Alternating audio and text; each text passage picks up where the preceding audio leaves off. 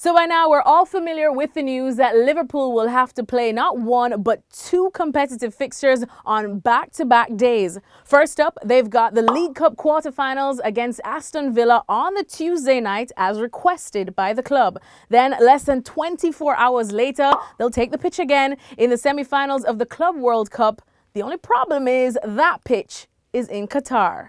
Now, I suppose it's not all that crazy considering this has been done before back in 2001 by Arsenal and Manchester United, and on that occasion, two Arsenal players managed to start both games, believe it or not, Giovanni Van Bronckhorst and Richard Wright. But no chance of that happening this time around, with Jurgen Klopp stating that he will be choosing two completely different squads to play these matches, considering they'll be playing on two different continents.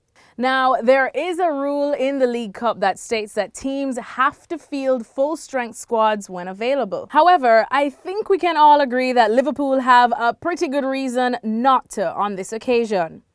An EFL statement explained why they accepted Liverpool's request to keep the cup fixture on the scheduled date, and that decision was made on the basis that Liverpool have agreed to field a team that is largely consistent with those that played against MK Dons and Arsenal in the last two rounds. So, keeping that in mind and the fact that Klopp is likely to favour the Club World Cup, we take a look at the potential starting lineups for these two matches. We'll start with the Club World Cup side, as we fully expect this to be a full-strength side, the same as what we're used to seeing week in, week out in the Premier League.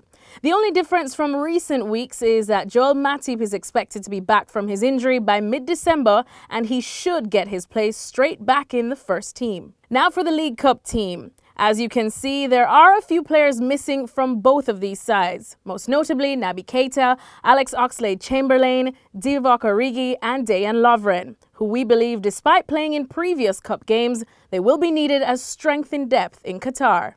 This paves the way for Vandenberg to start again, and also Chirivella to potentially pick up his first start this season, having come off the bench for Keita and the Ox in the last two cup games. Shaqiri is included in Origi's place because he will just be back from injury and isn't likely to feature in the Qatar match anyway, with plenty of attacking options if the Ox travels too. We think Kelleher, Milner, Gomez, Lallana, Jones, Elliott and Brewster will be the players to keep the consistency under the EFL agreement, having all started both of the previous two games.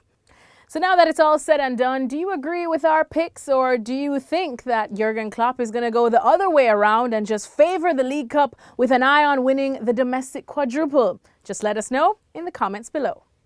Thanks so much for watching ESPN on YouTube, and for more sports highlights and analysis, be sure to download the ESPN app, and for premium content and live streaming, subscribe to ESPN+.